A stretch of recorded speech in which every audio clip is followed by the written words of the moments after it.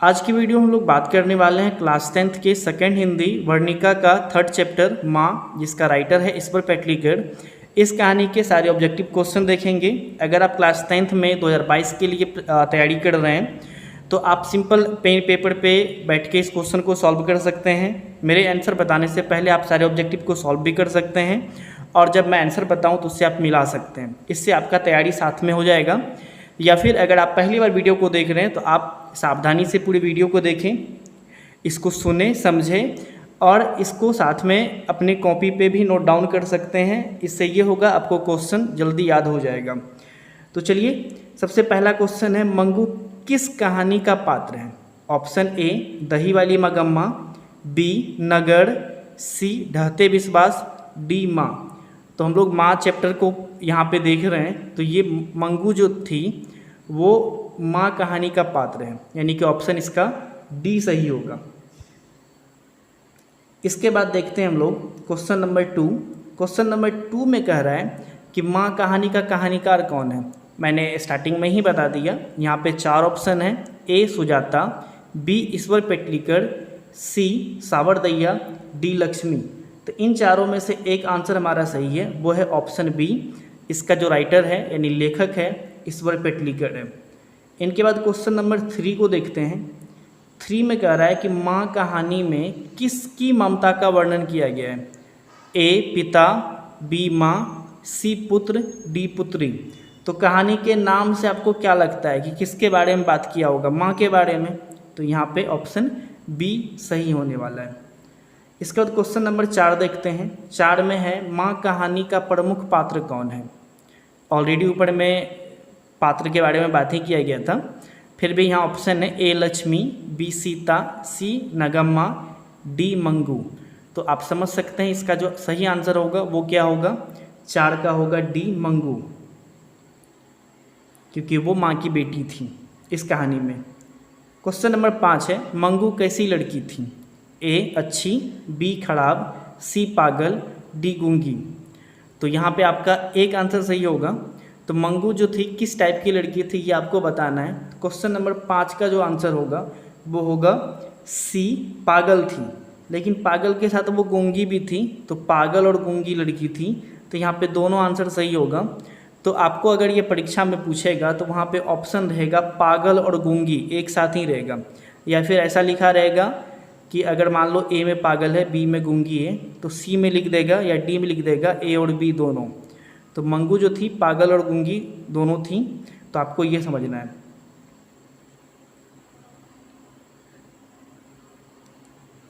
अगला क्वेश्चन है question number 6, माँ किस भाषा में रचित कहानी है?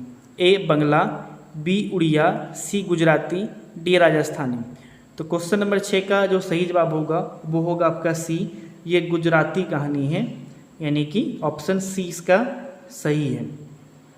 इसके बाद क्वेश्चन नंबर 7 देखते हैं। 7 में है, ईश्वर पेटलीकर की रचना है लाल पान की बेगम, खून की सगाई, ढहते विश्वास, सिरचन। तो क्वेश्चन नंबर जो 7 है उसका सही आंसर होगा ऑप्शन नंबर बी, खून की सगाई।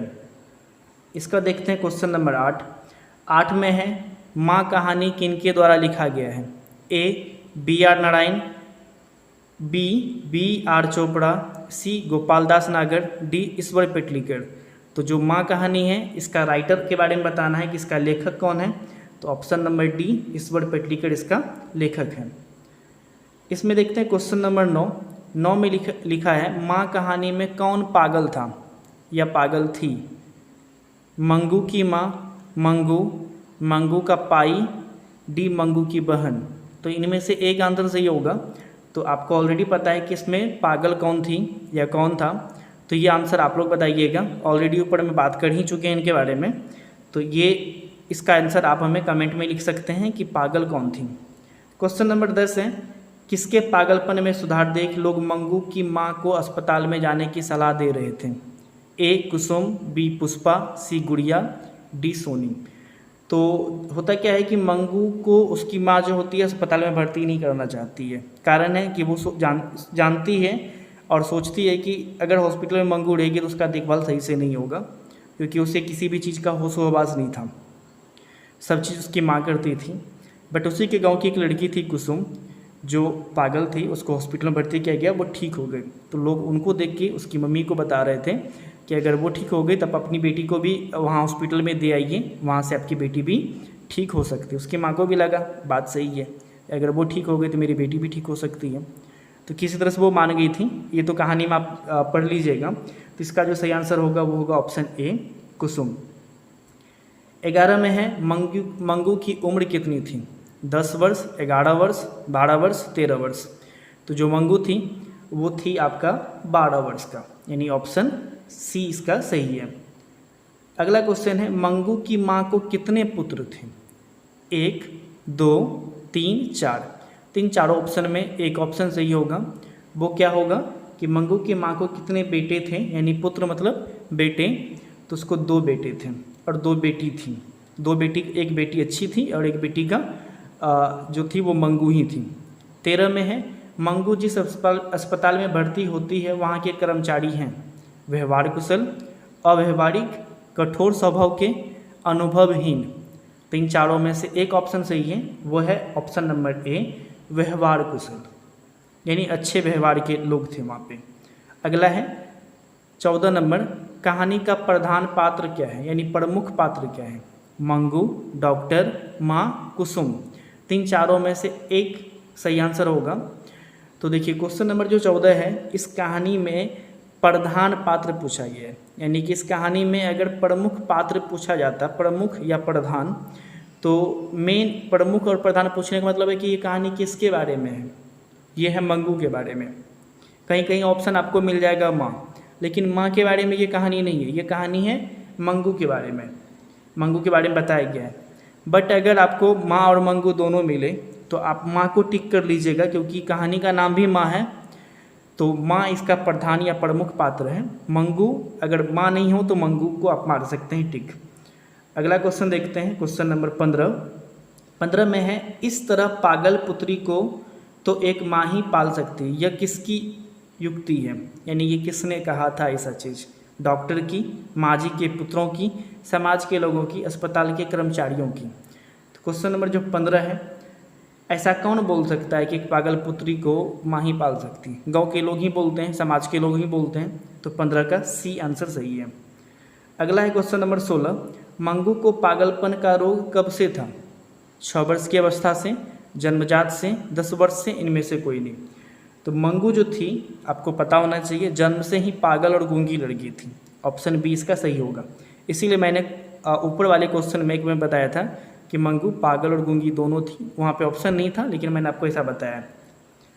अगला क्वेश्चन देखते हैं 17 नंबर में लिखा हुआ है कि माँ जी में मंगू को अस्पताल में भर्ती कराने के बाद क्या परिवर्तन हुआ? बहुत प्रसन्न हुई, पोते की सेवा में लग गई, वह भी पागल हो गई, इनमें से कोई नहीं। तो देखिए जब मंगू की माँ होती है उसको किसी तरह से उसका बेटा बेटी मना के मंगू को अस्पताल में भर्ती करवाती है, लेकिन अगले दिन जब माँ को जगाने जाती है या जाता है उसका बेटा, तो देखता है कि माँ भी मंगू की तरह हो गई, यानी वो भी पागल हो गए। तो अस्पताल भर्ती कराने के बाद वो क्या हो गई थी? पागल हो गई थी, यानी ऑप्शन नंबर सी इसका सही आंसर है। तो इस तरह से इस चैप्टर के 17 क्वेश्चन को हमने देखा इस वीडियो में। अगर आप 2022 के लिए तैयारी कर रहे हैं तो आपको सबसे ज़्यादा ध्यान ये रखना है कि आपके पास 100 ऑब्जेक्टिव आएंगे जिसमें से 50 बनाना है, यानी आपके पास बहुत बड़ा एक समझ लो अवसर है, ऐसा अवसर है, अच्छा अवसर, जिसमें आप 50 में 50 सही कर सकते हैं, क्योंकि 100 है, 100 में से 50 बनाना है। तो आप हिंदी के सारे ऑब्जेक्टिव को अच्छे तरीके से करिए। पूछने के तरीके अलग अलग हो सकते हैं, सेम ही क्वेश्चन को 2 अलग अलग तरीके से पूछा जा सकता है, तो उनको भी समझिए। सारे क्वेश्चन को पढ़िए, किताब से भी पढ़िए, वीडियो देख रहे हैं वीडियो को भी देखिए, साथ में प्रैक्टिस भी करते रहिए, जिससे आप एग्जाम में सारे क्वेश्चन का सॉल्व आराम से कर सकें। तो आज की वीडियो में इतना ही। अगर वीडियो पसंद आई हो तो लाइक करें, कमेंट करके अपना फीडबैक दें, या फिर आपको अगर कुछ और भी जानना हो तो कमेंट सेक्शन में लिख के बताएं। सबसे मिलते अगले वीडियो में, आज के लिए इतना ही।